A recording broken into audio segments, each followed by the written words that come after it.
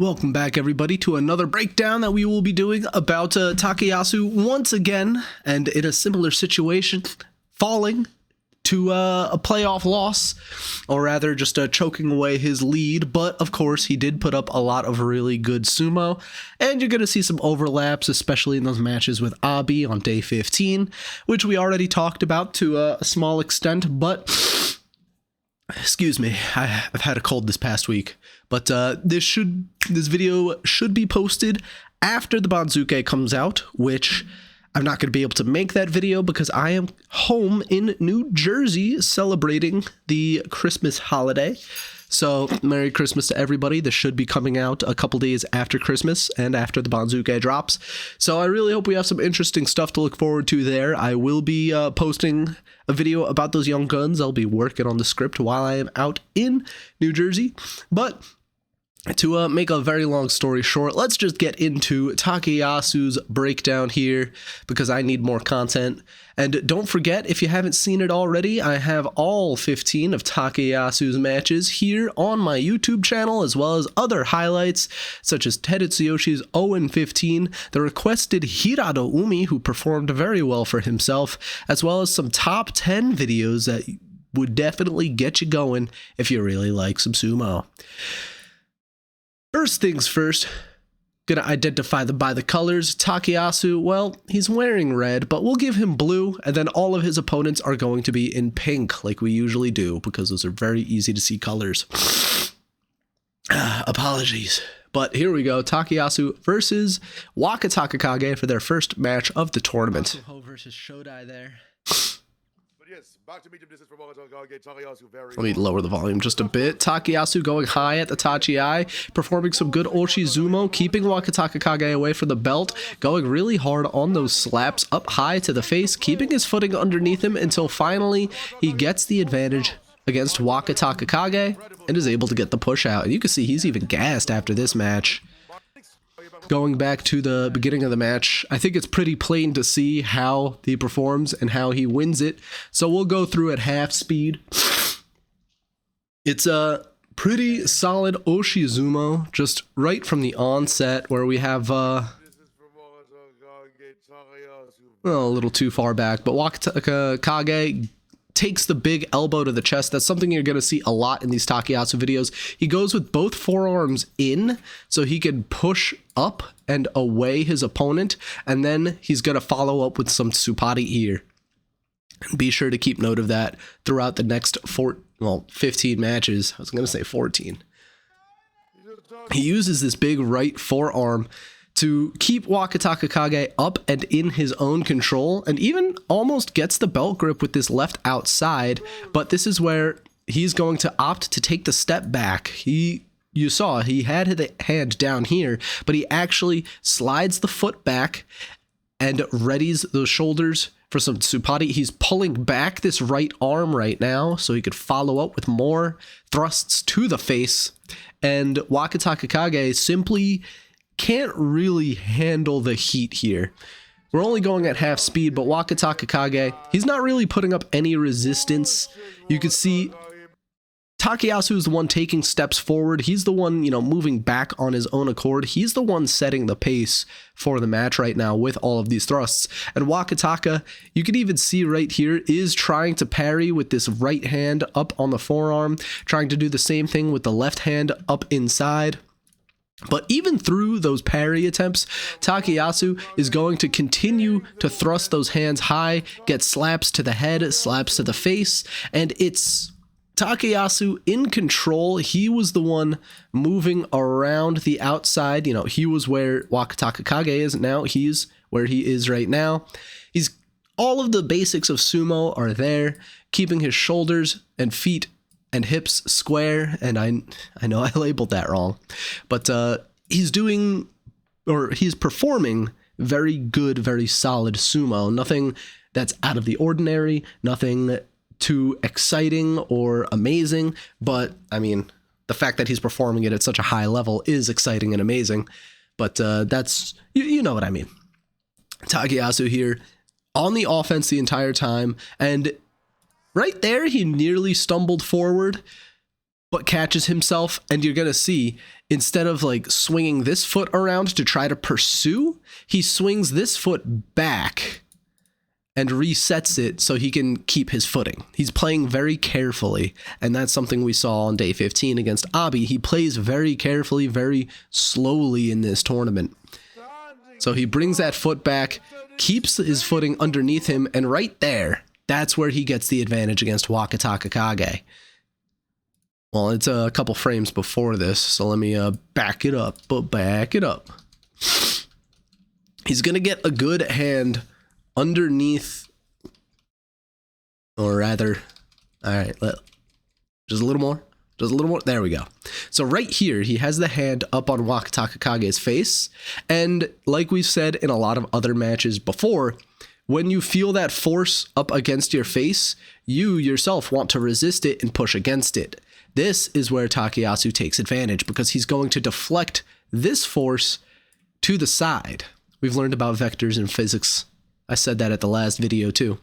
So he's going to deflect Wakataka Kage to the side, and as a result, he's going to stumble this way, and that's when Takayasu is going to have a clear attack at the side of Wakataka Kage, right there. He lets Wakataka Kage fall forward, takes the step back so he can keep good distance with those arms, and follows up with a nice thrust to the side. And, you know, this is exactly where you want to be as a sumo wrestler. Everything facing your opponent, and he is off balance. You can see shoulders, hips, feet all going in different directions. Wakataka Kage is incredibly off balance here. Takayasu waits for his opponent to slip up, and that's when he pushes forward for the charge, for the win. And you can see here even, Wakataka Kage tried an arm pull, but this is where Takayasu is going to use this shoulder to bump him out too.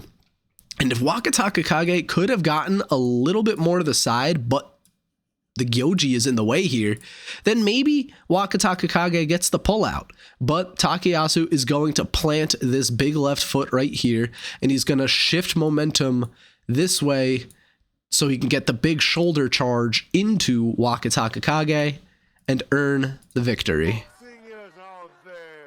And you can see, like, just one step, Takayasu almost lost there.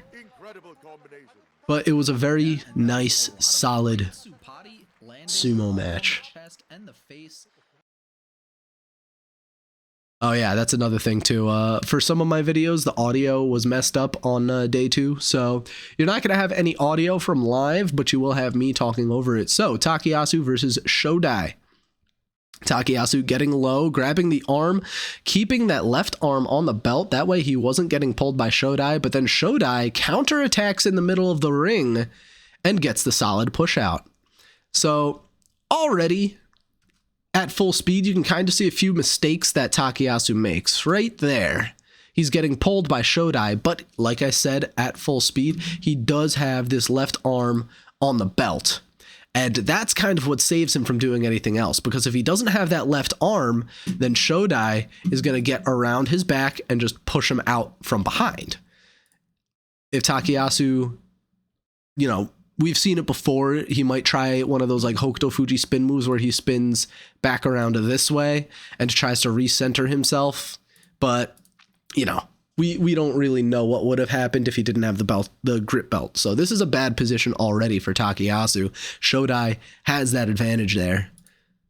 Then, after being swung around, Shodai and Takayasu are roughly even here, but if you want to look at like the footing, Takayasu's feet are right underneath the rest of his body because he is, you know, saving himself from getting pulled forward. That's where you want your feet to be when you're being pulled in a direction, so you can catch yourself and regain your center of balance. But then you have Shodai, his feet are not underneath his center of gravity. His center of gravity is forward because he wants to lean forward, push forward, and considering, you know, I forget the name of the tool, but it's like You see Takayasu, his center of gravity right above his feet. That means he's easily swayed. Whereas with Shodai, his feet below, just behind his center of gravity, he can't get pushed back that easily. It's going to take more force because he needs to actually get lifted back up. So from here, Shodai just needs to push forward and he's going to have a great advantage. Another mistake here, Takayasu's grip is a little too wide to the left, and that allows Shodai to sneak his grip inside for double inside. Double inside, deadly in a Yotsuzumo match. Right there, switches the grip to that inside. Takayasu with the right outside tries to retreat. Actually, you can see he's the one to pull away, possibly to break the grip on the right side, or his right side, Shodai's left. We can't really see from this angle, but that is going to immediately lead to the loss because Takayasu couldn't pull away. He was pulled off balance, caught with ease by Shodai, and Shodai transitioned that into a very solid win. Not really anything bad to say about Shodai in this match. It's unfortunate that he is finally falling to Sekiwake, but overall, this match was pretty much all Shodai. Shodai in control, Takayasu not really able to put up much of a fight, and just not a really good match for Takayasu here. At the very least, you can cope by saying Takayasu's losses were against an Ozeki and the Yusho winner. Here we go. Day 3 versus Takakeisho. Takakeisho 2-0, looking to step up in the absence of the Yokozuna, which Takakeisho is indeed on a rope run because a playoff loss is an equivalent result to winning the Yusho. So he is on a playoff run, and we'll talk about that more at length in the next video when I actually cover Takakeisho. But for now, we have Takayasu Takakeisho. Try to get fancy with alliteration. ただ今年は3度ここまで顔があって高安の2対1。さあ今年最後の対戦ということになります。 OZEKI versus former OZEKI. Takayasu uses those forearms like he did on day 1 and then pulls back for the win. Push up, pull back. Very simple maneuvers. Watch again at full speed. Double forearm inside to prop Takakeisho up. And then Takakeisho gets pulled down by the head. Oops. Not incredibly complicated sumo here. Boom. Double inside forearms. He's going to pop up Takakeisho, and we know Takakeisho's style. Look at this bullet. He's a cannonball launching, spring, boarding out into the chest of Takayasu, and Takayasu is meeting him full force. He's taking this step forward. He's meeting with big defense on the inside, and he's going to use that to pop up and completely stop in his tracks Takakeisho. And we know when Takakeisho doesn't have that forward momentum, it's very difficult for him to win. He needs to be on the offense. Otherwise, it's very, very hard. I mean, you could say that about most sumo wrestlers, but for Oshizumo guys, it's doubly so. So Takakeisho gets popped up immediately. Takayasu takes control with this strong left hand right to the to the neck. And this is where Takakeisho is in major trouble. He's not pushing forward, and his arms are not long enough to deal with Takayasu, who now has the inside. So ordinary defense would be Takakeisho throwing the arms up to try to parry and then recharging to try to get low and inside. But Takayasu doesn't give him that opportunity. Takayasu keeps the assault up on that, on that face. He follows up immediately, just thrusting and thrusting. He let go of the face for just a second, just to pull back and get another thrust up high. And this is where, again, like we said we've said it hundreds of times by this point, the center of gravity, the balance is way off for Takakeisho. He's getting pushed back, so he's trying to resist by leaning that body forward. And because he's leaning that body forward, Takayasu just walks it back, and whoops, he's going to fall down to the ground. Of course, grabbing the ears and the sides of the head for that throwdown is going to be the actual winning move. but it's all about that push and pull. The flow of battle. Push, pull. Reading the flow of battle, knowing exactly what to do in the moment, sumo instinct. It's something that Takayasu obviously has. He's a very beloved veteran of the ring.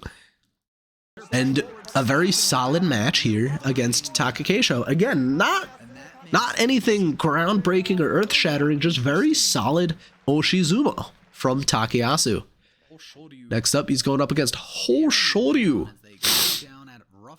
Pardon my sniffles, by the way. He does go double inside with those forearms again, and similar to the Takayasu match, gets the slap down.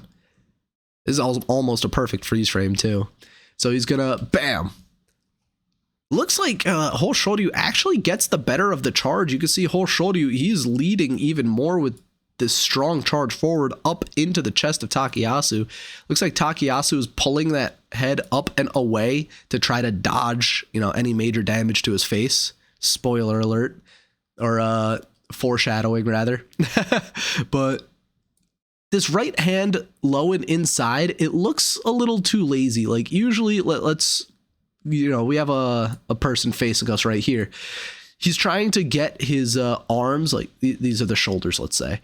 He's trying to get those arms down and in, so he can then push them away and go wah with the jazz hands. That's what he's trying to do. But here, Takayasu's arms are in a pretty bad position. His arm is more like down and then down, and we can't really see what's going on the left side. But if it's another down and down, then you can't really generate much force pushing out with those arms. So this is a bad position for Takayasu at the initial charge because Hoshoryu just gets a better jump. But that left arm actually was in a good position because he manages to twist Hoshoryu a little bit to the side. We could see, like I said earlier, Takayasu kind of pulled that way towards the gyoji, and you can see it in his foot too. He pulls a bit to the outside so he can take the charge and deflect it. And with this deflection, now he is square. His feet aren't perfectly square, but he's square on this assault, and Hoshoryu is turned around now. He is not in a good position. He needs to be able to swing these 3 points so he can be square with his opponent again as well. And then Takayasu, with good follow-up, right hand up to that chest, it's going to be the same thing as last match. Push into the pull. Pushing forward into the chest, Hoshoryu does manage to catch himself, and at this moment, at this freeze frame, you could argue that it's roughly even. It's 50-50 right here. And we could see that a couple frames back. Takayasu is going to get a grip on this arm right up here, and he's going to be able to use this to pull down on the arm, and that is going to send Hoshoryu flying down to the ground. Because you can see, feet are not below him. Center of gravity is somewhere around here. Uh-oh, that's not where his feet are, so he's leaning forward. That momentum is that gravity is going to pull him down. And that's another good pull by Takayasu right here. Getting this arm, and then that's all the momentum he needs. Hoshoryu hurtling towards the ground. The only way he's going to save himself is if he catches himself on Takayasu, and Takayasu, a little hop backwards, a little cheeky bunny hop backwards, into the slapdown for the win. So, not a bad start, or rather, technically a bad start in that match, or with that right arm at least, but because he got that deflection with the left that we couldn't see from our angle, it was a good match, very quick match, and that is definitely not like the Takayasu of old who would want to go for those like 3-minute long Yotsuzumo matches. 3-1 for both of them as we get into Tamawashi Takayasu. Takayasu tries his usual stance and does get the left hand inside, pushes forward chest to chest for the win. Again, not terribly complicated. 2 beloved veterans of the ring going at it. Takayasu had those hands inside, but Tamawashi able to counter and be able to resist that initial push. Because like I said earlier, like I said earlier, Takayasu usually puts those forearms down and inside so he can deflect what's coming with his opponent's arms. And Tamawashi, being an Oshizumo wrestler, you'd expect him to go high, similar to Abi. But Takayasu, his angle here, he's tilted towards the camera, and Tamawashi is able to kind of catch that. And as a result, they're going to get stuck like that for a little bit. Tamawashi, his hands don't get deflected. That's the thing. Takayasu, he pulls this arm back, but he didn't actually hit Tamawashi's bicep right here. And he can't pull back on this left arm because Tamawashi is using big right bicep to control it. So now Takayasu's in a little bit of a jam here. Takayasu, like, this doesn't look like a good position for either of them. You know, Takayasu giving him a nice tender kiss on the forehead as we get into this next push. But now Tamawashi, his right arm is way outside. That gives, I was about to say Tetsuyoshi. That gives Takayasu inside elbow and hand to the face. So now he can use this elbow to push out Tamawashi's arm, and he can push up and away at the head to get himself more of an advantage. But we can't really see what Takayasu's right arm is doing. Actually slips a little bit with his left foot, and as a result, it's not looking good for Takayasu right here. But the stance that both of them have, like, this is kind of like a stalemate looking stance. Tamawashi hops backwards to try to regain control, but you could see Takayasu, arm around the back of the head. He doesn't let Tamawashi retreat. Excuse me. Tamawashi wants to do what Takayasu has been doing. He wants to hop back and then boom, boom, Mortsupari up high to the chest. But Takayasu grabs him from behind the head, does not let him retreat. And because of that, now Takayasu locks in the inside left. Takayasu has been using Oshizumo a lot recently, but you have to remember he's very good at the Yotsu as well. Locking in the inside left under the armpit is already enough against someone like Tamawashi, but then locking it in on the belt, that's very advantageous for Takayasu. Tamawashi still hasn't yet locked in the grip on the belt, and because of that, Tamawashi is going to try to switch up the footing. So you saw he had the left foot forward up here. He actually hops both of these feet to reverse it. I'm not sure, well, once we get to the next step, we'll see why. But I think it's because he wants to reach in a little bit further with that left hand and exchange left insides on the belt. Because you could see he was not getting that right hand outside. However, that's not going to work in his favor. Takayasu already has the right outside also locked in, and now Takayasu is just pushing forward. Nearly gets the throw to the side here, but similar to Wakataka Kage on day one, Takayasu's going to use his big shoulder straight into the chest to get that push out. It was a little close too. Takayasu almost stepped out, but it probably would have been called his win anyway.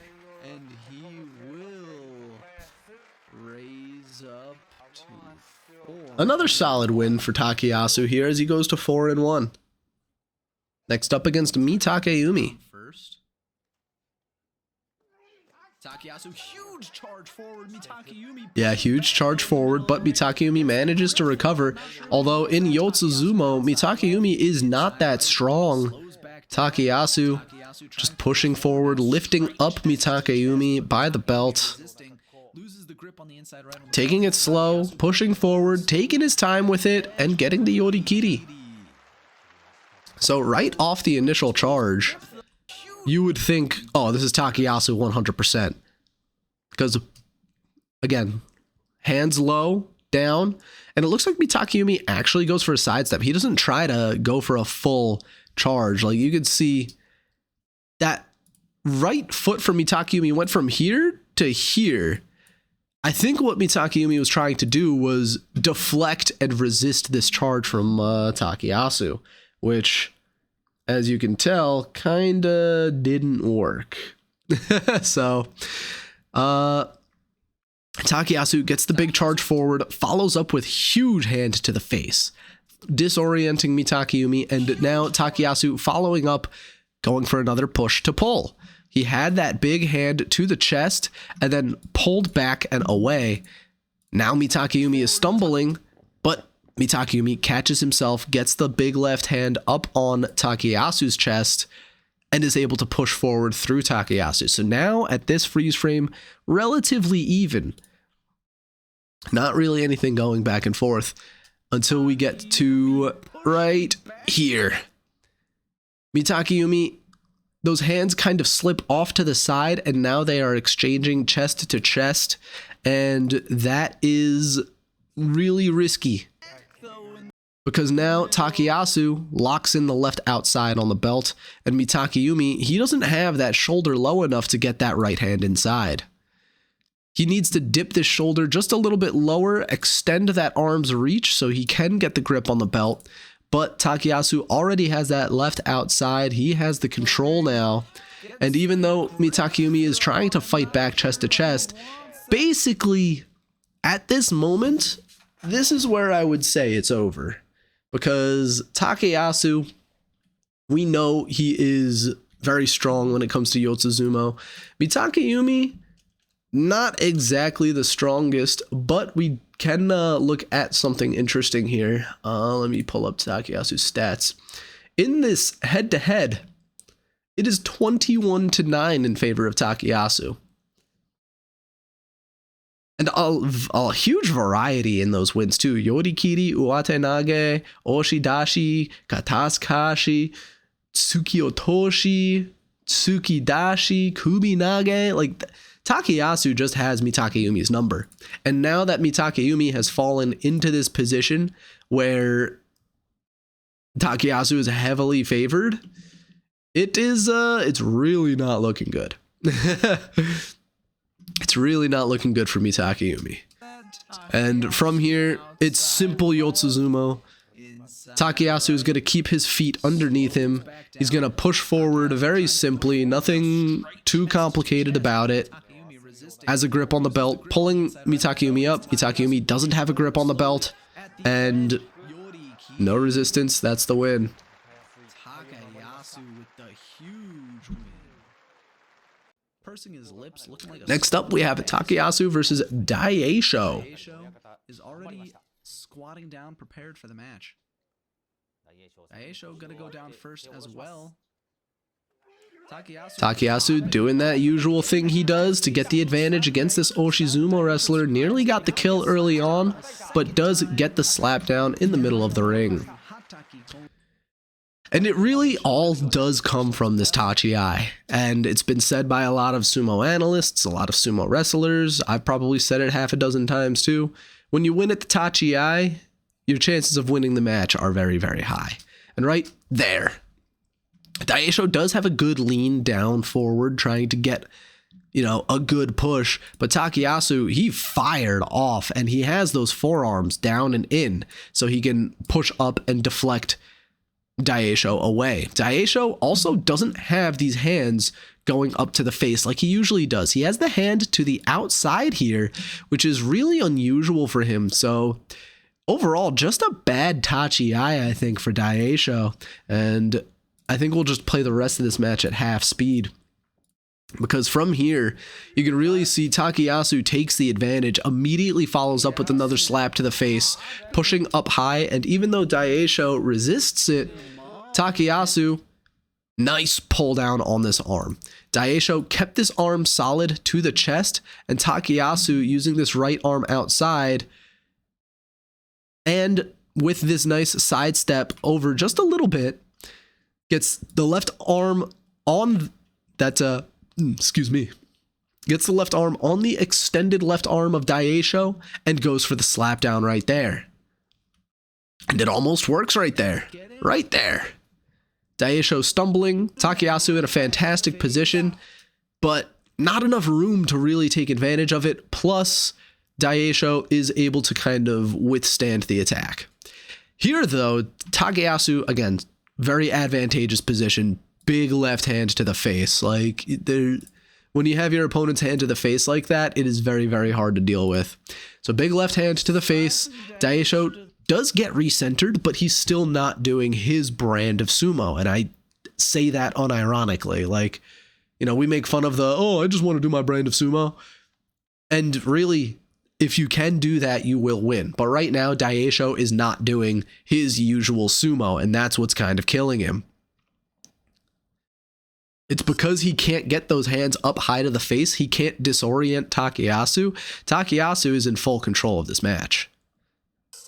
And because of that, Takayasu gets another of the same slap down on that extended arm and slap down in the middle of the ring. Very nice slap down for Takayasu.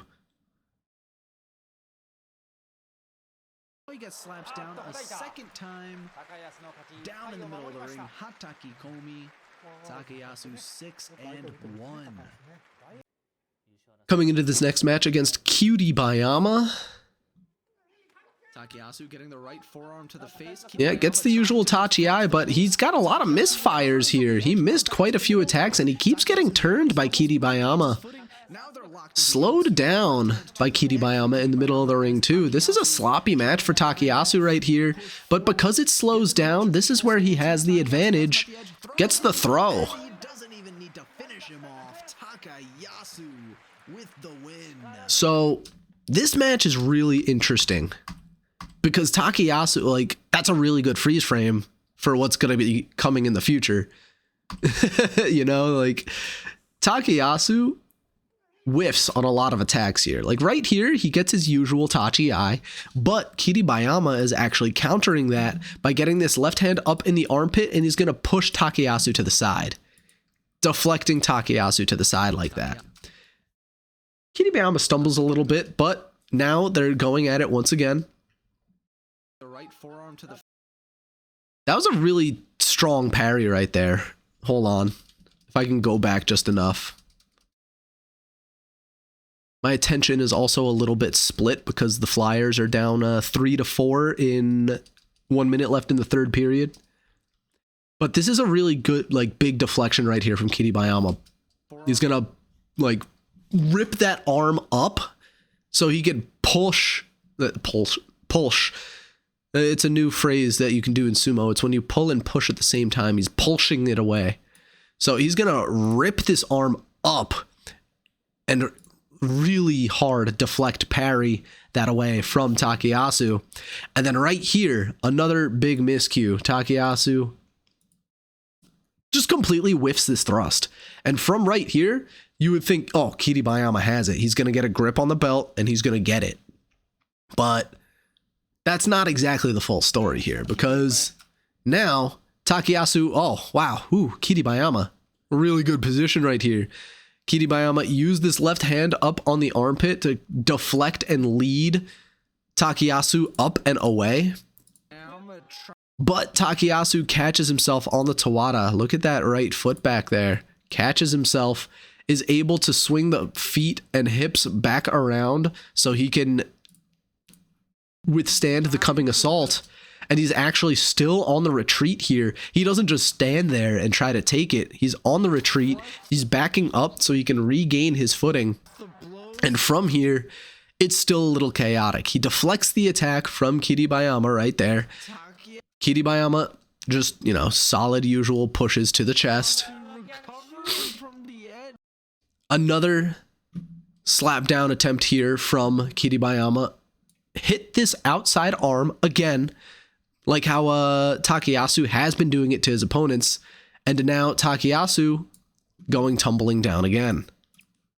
From this though, Kyushu Basho, he was moving backwards. He can't follow up on that attack. And because he can't follow up on that attack, that gives Takayasu another minute. He threw out the hand to dissuade Kyushu Basho from following up on the attack again. And now Takayasu back in the middle of the ring, feet solid. It's looking fine. Here, though, again, Kyushu Basho, hand up inside. It's a chaotic match all around. Hand up inside. Can't really see where this other right hand is going, but Takayasu using the left to try to, deflect those away. It's been going back and forth like this the entire time. And honestly, I wish I could watch these two fight forever because this was an amazing match. Takayasu, he's on the push forward, but Kiribayama, big left hand to the face. That's what's slowing it a bit down. And when it slows down, we know that Takayasu has the advantage. Even though Kiribayama does have an advantageous position here, he is not as powerful as Takayasu. Let's just be frank. Takayasu is bigger, faster, and stronger too. He's the first member of the DK crew. Huh. Takayasu, I was just joking about it, but he really is. He's just stronger than Kiribayama. Kiribayama can't really do anything from this position, and Takayasu is actually pulling him in closer. Takayasu is pulling him in closer so he could probably make a play for the belt in a short amount of time. You can see he's trying to get this left hand inside on the belt and is trying to use that forearm to deflect it as well. And right there, Takayasu dips down, drives forward, gets the right hand inside, gets the left hand not on the belt, but it's a much more favorable position for Takayasu now. Kiribayama, you could see he's just trying to save himself. He's getting really gassed. And then Kiribayama tries to retreat again. Kiribayama tries to pull away, tries to wiggle away, and Takayasu is on him. Like there's nothing Kiribayama can do about that. Takayasu has him gripped, and this is where he initiates the throw. You can see he's, solid arm under the armpit. That's where you want to get all of your leverage so you can get this throw. And Kiribayama, his feet are not in a good position. He's trying to catch himself because he could feel it coming, basically. He was trying to catch himself by putting that foot where it is right now, but it's really not good position because he's going to get flung in that same direction. And you can see the way his feet are, that's that axis where you're going to be able to be easily tipped back and forth. Like if you stand up straight and you're trying to fight to the side, it's very difficult to do that. That's why you have to keep your feet underneath you and square at all times. But at this moment, Kiribayama is going to get flung. And even though he nearly catches himself, it is Takayasu for the win.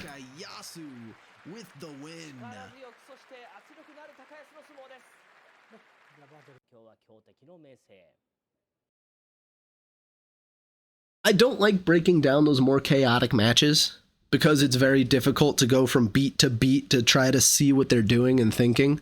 But they are very interesting in that, at some point, instincts simply take over.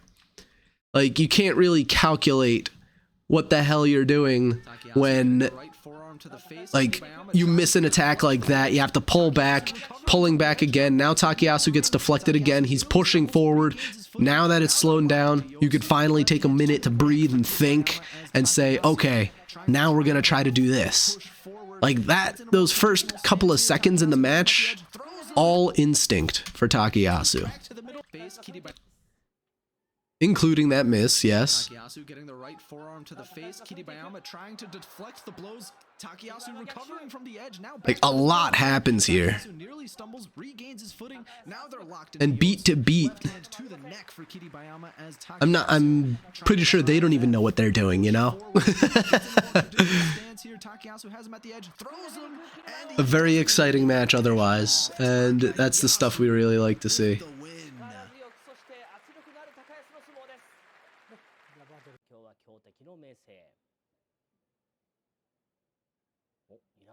Here we go. Takayasu versus Meisei. Takayasu down first. Deflects Meisei as he usually does. Nearly gets pulled like he almost did in that Kiribayama match. And it's going to get turned around. And he gets pushed out. Full speed again. This match Takayasu kind of got bounced up, and because of that, Meisei was able to get momentum forward for himself. Let's watch that full speed again. Takayasu down. Because usually Takayasu is the one to bounce his opponent back, but Meisei came out with a charge so strong that Takayasu gets popped up. Like, I haven't seen a pop like that since I played football. With the big Takayasu tries to follow up, but it's a bit reckless here too. Like, those arms are very outstretched, and he opens himself up to being pulled really hard by Meisei. This is not his usual slow, methodical self. Nearly gets turned to the side because Meisei was, at a good distance where he can just deflect that attack. And now on the follow-up here, this is all Meisei. You can see just a nice solid charge forward, and Takayasu again just gets popped up to the side. He's completely at Meisei's whim because you could see Meisei threw the hand this way, Takayasu gets blown that way, and now Meisei on the follow-up again. Takayasu tries to get this left hand inside, and that's where you think, oh, now Takayasu might be able to bring it back, but Meisei switches the grip to double inside, and that's what happened a couple of matches ago already against who, I forget, but the grip was too far wide. Oh, it was against Shodai. The grip is too wide. Sure, it is the left hand on the belt, like, in front, right in front of this, what is that, hip bone, kind of. But when you leave open even the smallest amount of space, Meisei's arm goes from out here, whee, and he goes whoop, right inside. Switches it to double inside, and no matter who you are, a double inside grip is deadly.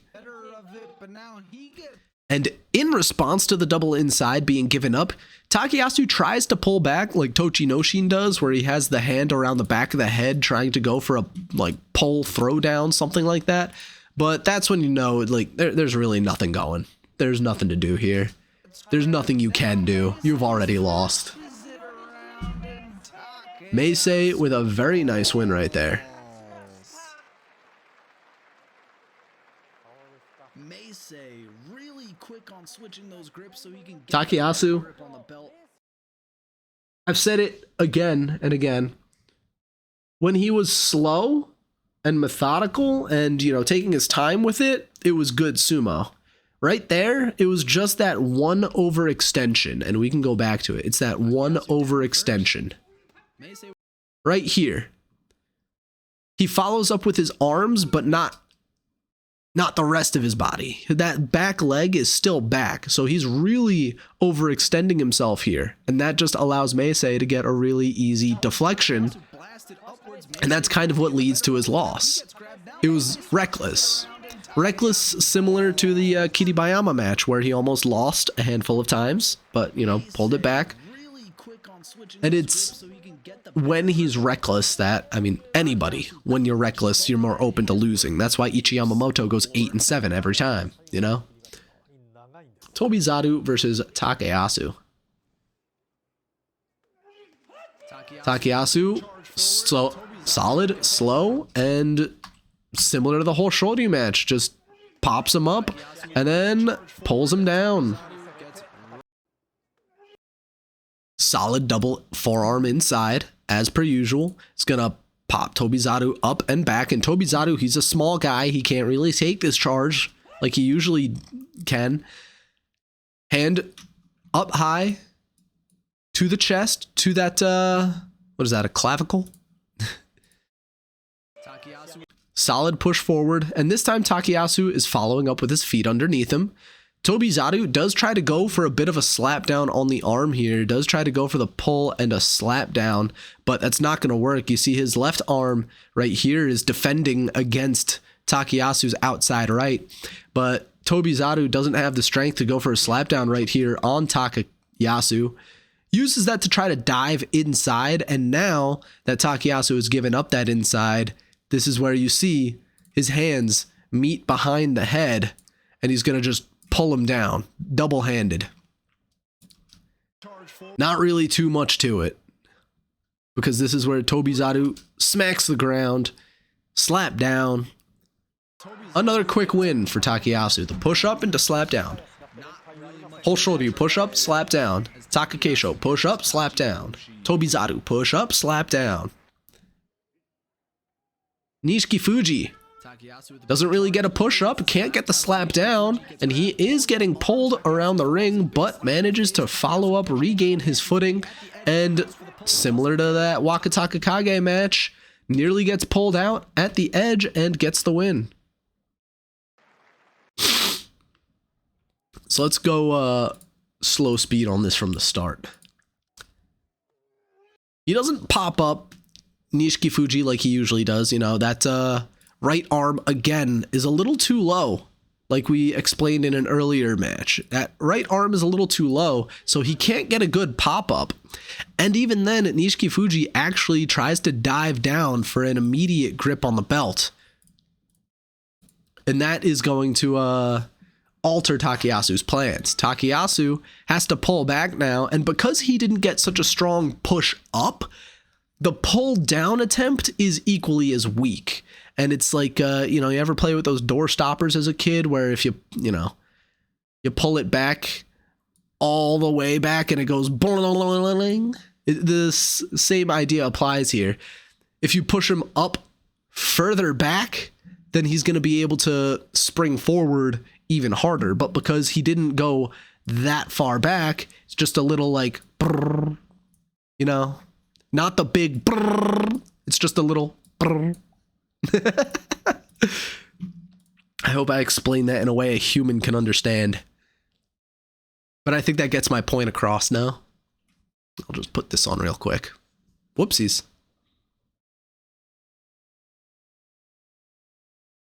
Goes for the pull, doesn't get.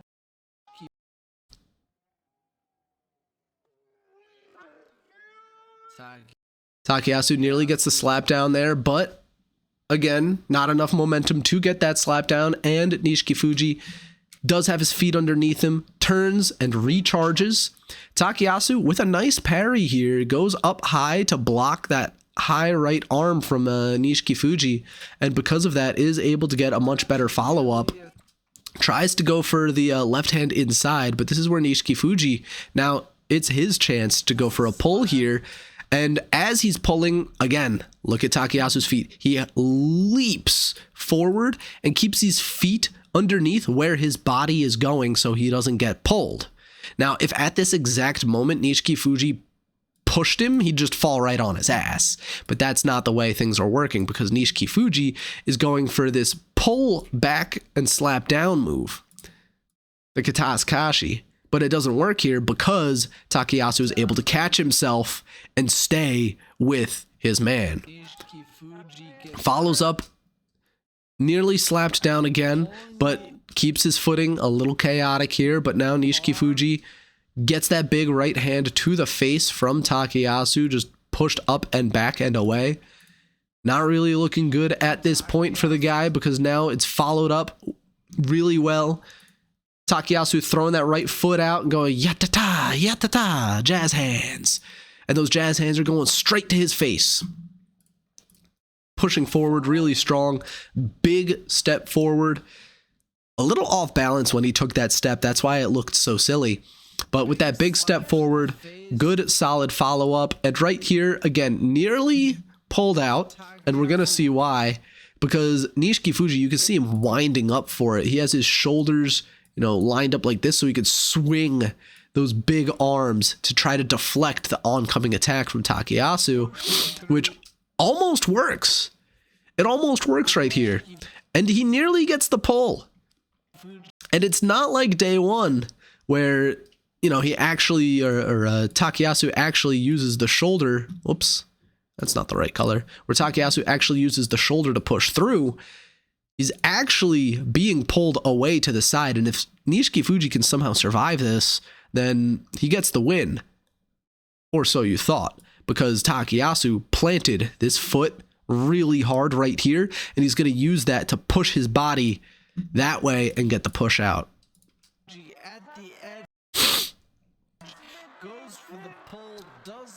So that was another close call for Takayasu, and if we're like, leaving those close calls up to 50-50s, then, he could have had 5 losses at this tournament.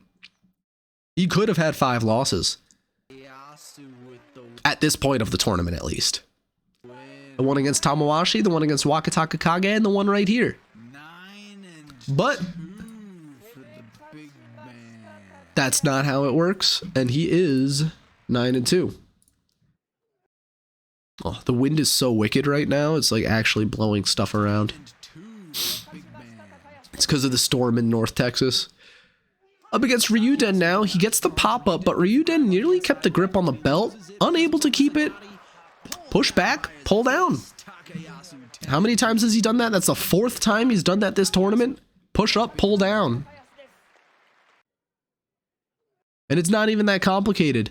Does the usual follow through with that big right forearm, and you can see Ryuden has a grip on the belt right there. But, or rather, because Ryuden has a grip on the belt, he's not going to get pushed as far away as Takayasu expects, so he dives down and underneath, and he's probably thinking, okay, Yotsu battle it is. I'm going to try to get this right outside, and he's going to lock this right elbow and try to pull it in so he can get that belt grip off of Ryuden, or away from his own hip. Trying to get that right hand up into the chest, is going to go for the push, but now Ryuden actually tries to pull slap down. You see, he got a little, you could see it really quickly, he got a little slap down right there, but it's not going to work because Takayasu is pushing forward through him, and it's at this point, has his opponent at the edge. He's leaning up against the Tawada, so all of his momentum is leaning forward. Takayasu, recognizing this, has a grip on the face, on the neck, gonna wrench him down and pull him down away from the Tawada and get the easy slap down. 10-2 for Takayasu. Push up, slap down. Takayasu versus Oho. Man, Oho really popped off too. 10-2. I really like the kid. Warpath. Popped up as per usual. Oho trying to fight fire with those thrusts to the face. Takayasu dives for a grip on the belt. Oho can't get the belt. Great.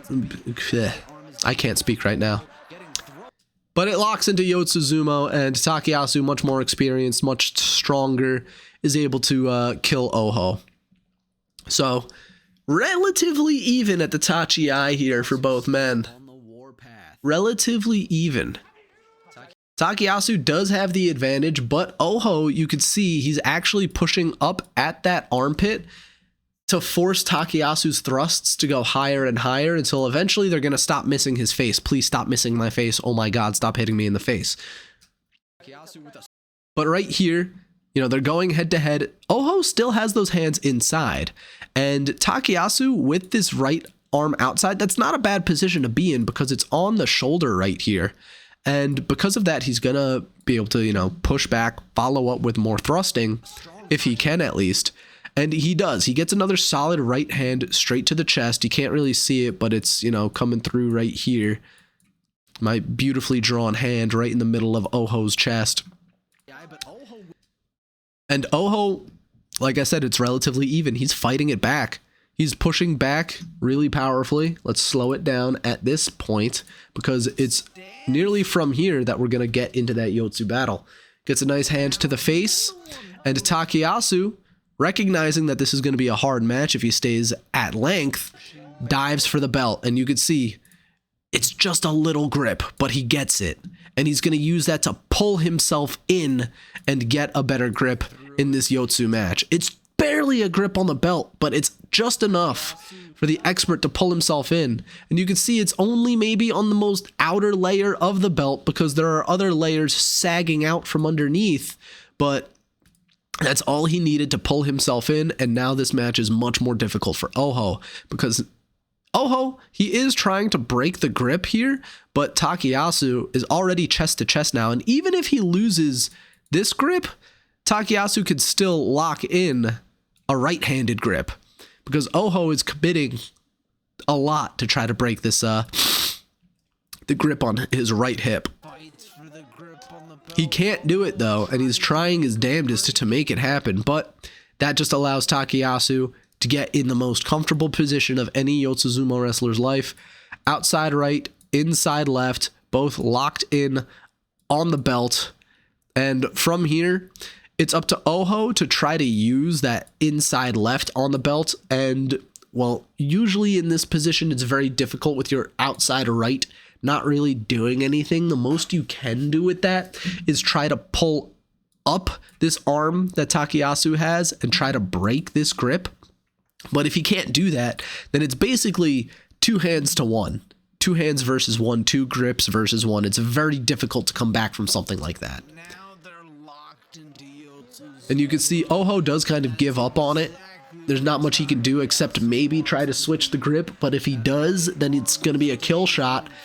Takayasu doesn't go for a push forward, instead opts for the outside right throw, and a very simple win for him. To the ground.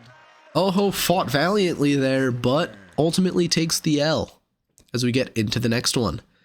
Takayasu Kageyaki. Kageyaki actually fighting well with Tsuppari up high, but he gives up some ground, and now Takayasu doesn't let himself get pulled out. Kageyaki fighting across the ring, but he overextends himself. And you have to remember, Kageyaki was fighting for a chance at the Yusho himself. This is not just a random throwaway match against Kageyaki of all people. Because we can complain about Abi's schedule as much as you want, but you gotta remember, Kageyaki was competing for the Yusho. Usual Tachi-ai from Takayasu. And right here, you could see it plain as day. They're just going for Oshizumo versus Oshizumo. Not really too much to break down about it, aside from where they actually land their blows. Takayasu tried to go for the right hand inside on the belt, but he gets turned away immediately. Nice left hand outside from Kageyaki. And if he was able to keep it there, he might have been able to just push forward side. Like, he's got good position right here. If he was able to just push forward and through at this position, that would have been a really solid win. But that's not how it goes for Kageyaki, because Takayasu pulls away. He pulls the hips back, he pulls the foot back, and Kageyaki loses the grip because he's going to opt for more thrusts to the face. And this is where it's, again, just a classic Texas shootout. They're both going for the throat right here. Takayasu has a hand up high on that throat, but he's trying to use that right hand to parry attacks. And from here, Kageyaki actually is the one to initiate that push forward, which is a little confusing because he isn't usually one to go chest to chest. So Kageyaki opting for that, probably to just reset the position so they can both go for some more strong thrusting. Takayasu trying to dive forward again, and this is where Kageyaki has another good position. He has the right hand up on the shoulder. If he tries to push Takayasu down this way, or maybe goes for an arm pull, Takayasu might fall victim to that. But Takayasu follows up with a strong right foot forward. He actually, it was very subtle, but he pulled left foot back, pulled that left side back just a little bit, so Kageyaki didn't have the hand on that right shoulder, on that left shoulder anymore. And so Takayasu was able to follow up, push through, but because of that strong push from Takayasu, nearly gets slapped to the side. Reason why he doesn't fall on his face is because he hops those feet forward underneath his body. Again, catches himself underneath, and now all he has to do is follow up. But it's not like those other days. It's not like the day like against Wakataka Kage, or you know exactly what I'm talking about, where he nearly gets pulled out while getting the push out. He doesn't want to do that again, so he resets his shoulders and squares up against Kageyaki, but Kageyaki deflects him to the side. He's trying to keep Takayasu away from a head-on charge because he knows he'll probably lose against a head-on Takayasu.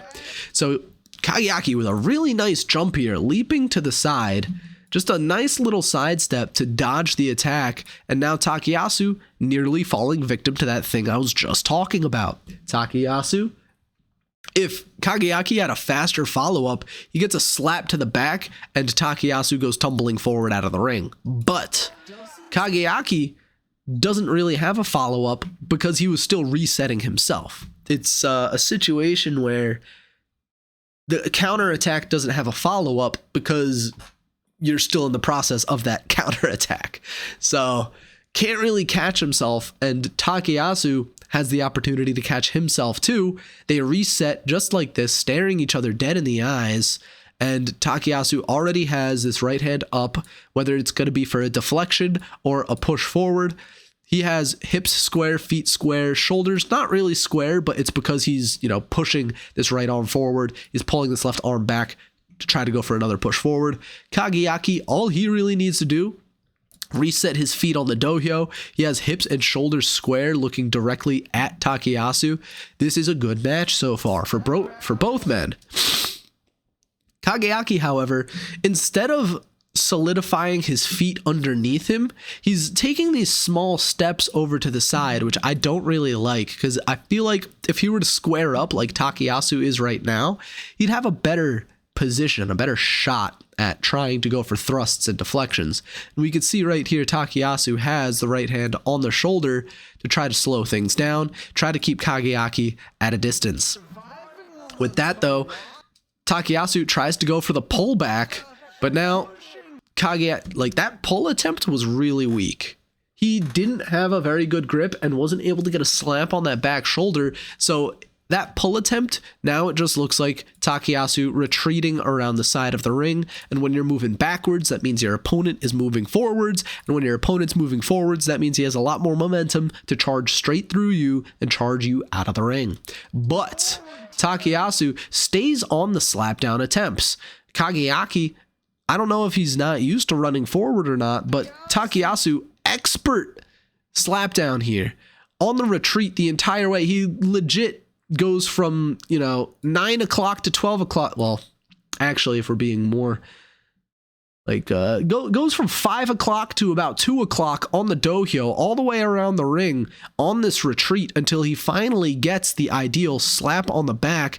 And it's because Kageyaki overcommits to this attack. Instead of shuffling his feet forward like we've seen someone like Takayumi do time and time again, he's taking big steps. He's taking these big bounding steps, and when you do that, you have the chance of being thrown off balance like he is right now. And because of that, Takayasu gets the slap down and rolls him down. If Kageyaki was more patient, then the fight continues and they reset in the middle of the ring. I don't know if Kageyaki thought that was his only chance to win, but that was a really solid effort both ways the entire match through. Takayasu is the one to come out with the victory, and because of that, day 15 is the most important because he can lock away the Yusho by himself. It's a great finish to a great tournament. And like I said, we already covered this match from Abi's point of view, and we already touched on a lot of the things that made it, or that, all the major beats, really. So this is going to be more of a recap. If you haven't already seen my Abi breakdown, be sure to go check it out. Can Abi throat thrust his way to an attempt at the Yusho, or will Takayasu take care of business and earn his first in his career? And the thing we're going to notice about this match is Takayasu is very slow on his approach forward. He doesn't overcommit to any attacks here, as Abi is the one leaping and bounding around the ring. And honestly, I think that's smart from Takayasu. But because he takes it slow, he opens himself up to Abi. We've seen, Kageyaki and Daisho are similar to Abi in their styles, but they're not nearly as fast. And off the Tachi-ai against Daisho, Takayasu was able to slow it down immediately. But here, Takayasu can't really slow it down because Abi actually gets the better Tachi-ai here. He gets the hands to the throat like he always likes getting. And because of that, Takayasu, his usual forearms down inside, they're swinging all the way up to get this deflection off. And he does get it, but he's not able to slow down the match like he did against Daisho because Abi doesn't let him. Abi is the one trying to follow up more violently with these attacks. He is not satisfied trying to keep the hands up on the shoulders or up on the chest or up on the neck. Abi wants to keep thrusting and keep thrusting and keep thrusting and keep thrusting and keep thrusting and keep thrusting until you're on the ground bleeding. So that's what Abi is trying to do here. He creates his own space. He's proactive.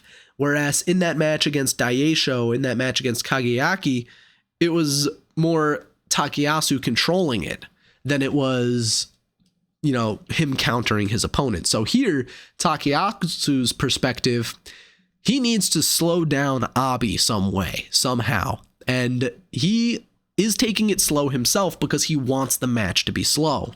Pushing forward. He is parrying a lot and he is getting good hands to the face, but he's unable to keep these hands up high because Abi is going to straight deflect them, parry them down like this. He has the right hand swinging by too, and he is going to he's going to fight fire with even more fire. So Abi takes the step back and he's resetting. Whereas Daisho, he didn't take the step back to reset. Abi is at the edge now, which is usually a bad position, but he uses this opportunity to keep the distance, and Takayasu, again, slow, methodical, calculated on the follow-up, just like in the match against Wakataka Kage. He's not going to commit too hard and fall out of the ring. He does not want to commit too hard to this push forward and go tumbling out of the ring. Because right here, he could get the big shoulder to Abi, but in opening that up, Abi can get the slap down and make him go tumbling. So Takayasu, knowing that, doesn't want it to happen. Like I said, he could have had like 5 losses at this point in the tournament if those slap downs actually went the other person's way. So knowing that, he wants to keep himself square against Abi. Abi, in a lot of danger here, goes high to the face, and he's going to try to retreat around the edge of the dohyo where he can try to find more space. And Takayasu can't really follow up. Abi is leaping away. Takayasu, he has to shift himself. Like you saw him turn his heels, his foot was facing this way, now it's this way. He's got to shift himself around to try to keep up with where Abi is going. So this is relatively a 50-50 match all the way through. Even though it looked like Takayasu had the advantage, Abi is the one kind of setting the pace here. He's the one keeping the speed up, and he's the one making sure that Takayasu doesn't slow the match down. And here Takayasu tries to go for a parry here. Abi getting really nice hands to the face, keeps them up high on the face, and after this parry that Takayasu is going for, he's off balance. So this came a little too late. And as a result, Abi is able to get that hand back to the face. A little bit of an attempted, I'm not sure if that was a slapdown attempt or if Abi just didn't want Takayasu to get any kind of close, but Takayasu now, he's the one, like he lowered his shoulders and I think he was trying to go for the belt there, wasn't able to get there, and because of that, Abi is able to follow up with more slaps to the face. Takayasu trying to dodge it, and here we go again. At the edge of the ring again, Takayasu, well, Abi is way too far away to try to push forward and charge through for the finish, so Takayasu has to catch himself. They have to reset again. And resetting again, look at all the distance Abi has to charge forward. Abi, all the way back here with his feet, he's going ham. He's trying to blast Takayasu out of the ring from this point. And he actually does. He pops up Takayasu because if you want to, like, there are a lot of times when a recharge, they separate and charge each other again. And if you watch a lot of Takakesho, you'll know he does the same thing every time. Takayasu, at this point, he doesn't put those forearms down to try to deflect the attack. This is a different recharge that he's going for, and he's on the retreat. Instead of trying to take it head on, he's on the retreat. And that's, I think, where he loses. Because instead of trying to step forward into it to try to take the charge, where he's got a bigger body, and even though Abi had more momentum, if he does those forearms down inside, he might be able to push up Abi and push him backwards. Deflect him at least. But here he goes for the retreat backwards, and now it's Takayasu attempting the slapdown. Abi, with that hand on the chest, is able to keep himself standing up. Is basically like leaning on Takayasu to keep afloat here because that slapdown attempt didn't work. And right here, now it's the other way. Abi is the one charging forward through a Takayasu who you can see his feet are not balanced. Takayasu's feet, his legs are bent in a weird way. He was on the retreat. He made it to the Tawara. He ran out of room and had nowhere to go but out. This was the most fantastic match of the tournament. Not just in terms of excitement, but also in terms of technicality. And truly, Abi was incredible. And I know a lot of people are going to hate that, but Abi was an incredible fighter this tournament and performed incredibly well. That was very smart sumo from Abi, outsmarting Takayasu. Takayasu trying to keep it slow, but Abi wouldn't let him. And now we go to the playoff. And we know what happens in the playoff. We know what happens here.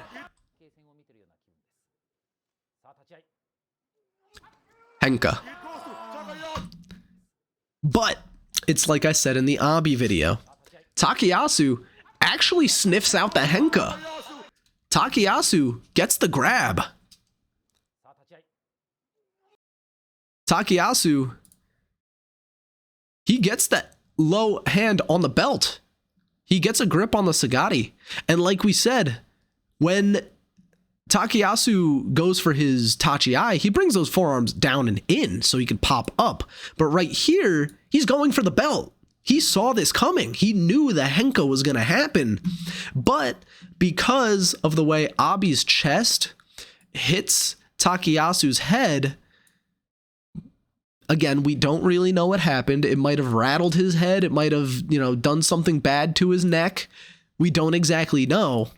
But Abi wins via the Henka, even though Takayasu sniffed it out. Because if that doesn't happen, and if Takayasu doesn't get injured, it's possible that this foot that he catches himself with, he takes a bigger step. He gets those feet underneath him, and now he's charging up forward through Abi. And you really can't play those what-if games because you can speculate about it forever. But we do know for a fact, now that we've broken it down from, two different perspectives, Takayasu caught the Henka. Takayasu probably had the chance to win this if he doesn't get injured.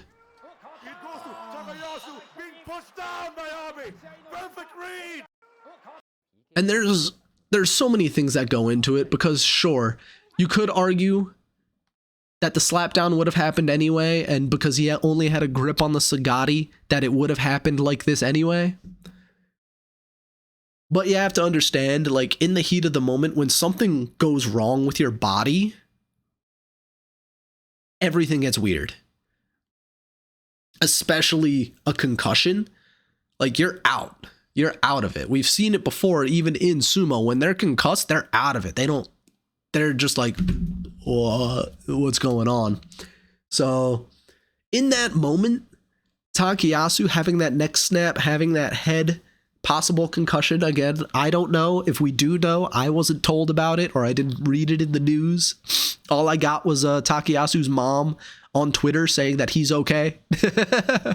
But like, this was a damn shame. It is a damn shame that Takayasu got injured. I'm not going to say it's a shame that he was Henka'd, because again, we've established this. He caught the Henka. He knew it was coming. He saw it coming. He caught it, but it was just that one split second, that one snap that screwed it all up. And in that split second, he loses. And for another few minutes after that, we have to watch the pain of the man who is injured and lost, and it's just not a pretty sight. And there's really nothing you can do about it. It's a damn shame, and I'm not going to call this one as much of a throw as the last ones. I've said it a lot of times this tournament. His loss to Shodai was very good. It was a good match from Shodai. Don't get me wrong. That match to Meisei, I would say it's 50-50 on good Meisei and bad Takayasu. And then the match against Abi, that was fantastic Abi. This match right here, the Henka, we might be singing a completely different story if Takayasu doesn't get injured, and that's really all we can say about that. We have hit the hour and 15-minute mark. We've covered all of his matches of the tournament, and with that, that is going to end the video. Be sure to look forward to the next one. It's going to be Takakeisho, his playoff. We already saw him in a couple of the matches from Abi, from Takayasu. So be sure to look out for that next video where we watch Takakeisho's all 15 matches. That should be coming in the new year. And then the video after that is going to be a follow-up on the young guns of the January tournament, because we got to know how those rookies are doing. I haven't updated my spreadsheet yet because I'm in New Jersey when this video gets released. So I hope you all have a wonderful new year. We will see you in the next year for I hope I'm right about this one, but a Takayasu Ozeki push, a Takakeisho Yokozuna run, and hopefully some more fantastic sumo for the year 2023. Because, yeah, that's the year we're going into, right? Yes, it is. All right. Thank you again for watching. Be sure to watch this and more of my videos because I am still 1,000 hours away from getting monetized. I don't know why the number hasn't been growing much. Maybe it's because you guys aren't watching my videos enough. You should watch my videos more, you sons of bitches. Watch my videos. Why don't you watch my videos?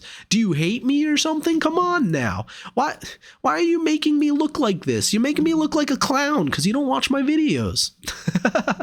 All right, that's enough buggering you. I'll see you guys later. And, well, if I don't see you in the next video, I will surely see you at the next Basho.